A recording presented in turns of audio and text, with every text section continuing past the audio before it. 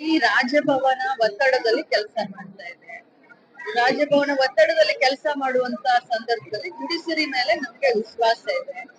ಮೂಢ ಪ್ರಕರಣ ಈಗ ಕೋರ್ಟ್ ನಲ್ಲಿ ನಡೀತಾ ಇದೆ. ನಾವು ಕೂಡ ನೀವೆಷ್ಟು ಕಾಯ್ತಾ ಇದ್ದೀರೋ ನಾವು ಕೂಡ ನೋಡ್ತಾ ಇದ್ದೀವಿ. ಅದು ಇತ್ಯರ್ಥ ಆಗ್ಲಿ ನಂತರ ನಾನು ರಿಯಾಕ್ಟ್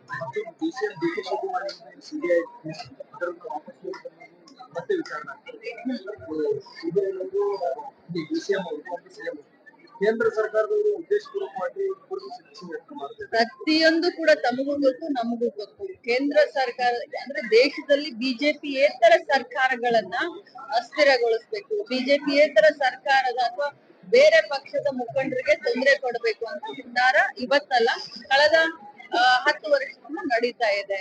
ಸೊ ಇದ್ರಲ್ಲೇನು ಮುಚ್ಚು ಮರ ಏನಿಲ್ಲ, ಇದು ಇಡೀ ಜಗತ್ ಜಾಹೀರಾಗಿದೆ. ಅದನ್ನ ಅವ್ರು ಮಾಡ್ತಾ ಇದ್ದಾರೆ, ಅವರು ಪೊಲಿಟಿಕಲ್ ವಿಂಡಕ್ಟ ಮಾಡ್ತಾ ಇದ್ದಾರೆ.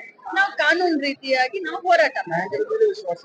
ನ್ಯಾಯಾಂಗದ ಮೇಲೆ ವಿಶ್ವಾಸ ಇದೆ, ಭಾರತದ ಸಂವಿಧಾನದ ಮೇಲೆ ವಿಶ್ವಾಸ ಇದೆ. ಖಂಡಿತ ಇಲ್ಲ. ಆಕ್ಚುಲಿ ದುಡ್ಡಿದ್ದಂತವರ ಪರವಾಗಿದ್ದಂತವ್ರು ಬಿಜೆಪಿಯವರು, ಅದಾನಿಯವರ ಪರವಾಗಿ ಅವರಿದ್ದಾರೆ, ಅಂಬಾನಿಯವರ ಪರವಾಗಿ ಅವರಿದ್ದಾರೆ. ಶ್ರೀಮಂತರ 16 ಲಕ್ಷ ಕೋಟಿ ಸಾಲವನ್ನ ಮನ್ನಾ ಮಾಡಿದ್ರು ಬಿಜೆಪಿಯವರು. ನಾವು ಬಡವರಿಗೆ 5 ಗ್ಯಾರಂಟಿ ತೆಗೆದುಕೊಂಡು ಬಂದು ಬಡವರ ಮನೆ ಮನೆಗೆ ನಾವು ದುಡ್ಡನ್ನ ಕೊಡ್ತಾ ಇದ್ದೇವೆ ಹೊರತಾಗಿ ನಾವು ಶ್ರೀಮಂತ ಬಡವರು ಅಂತ ಯಾವತ್ತೂ ಮಾಡ್ತಾರೆ. ಅವರೆಲ್ಲ ಶ್ರೀಮಂತರ ಪರವಾಗಿದ್ದಾರೆ, ಬಂಡವಾಳಶಾಹಿಗಳ ಪರವಾಗಿದ್ದಾರೆ. ಯಾರು ಇಲ್ಲ. ಕಾನೂನದ ಪರವಾಗಿ ಎಲ್ಲ ಸಚಿವರಿದ್ದಾರೆ. ಯಾವ ದರ್ಶನಗೂ ಈ ನೆಲದ ಕಾನೂನು ಅಷ್ಟು, ಲಕ್ಷ್ಮೀ ಹೆಬ್ಬಾಳ್ಕರ್ಗೂ ಈ ನೆಲದ ಕಾನೂನು ಅಷ್ಟು.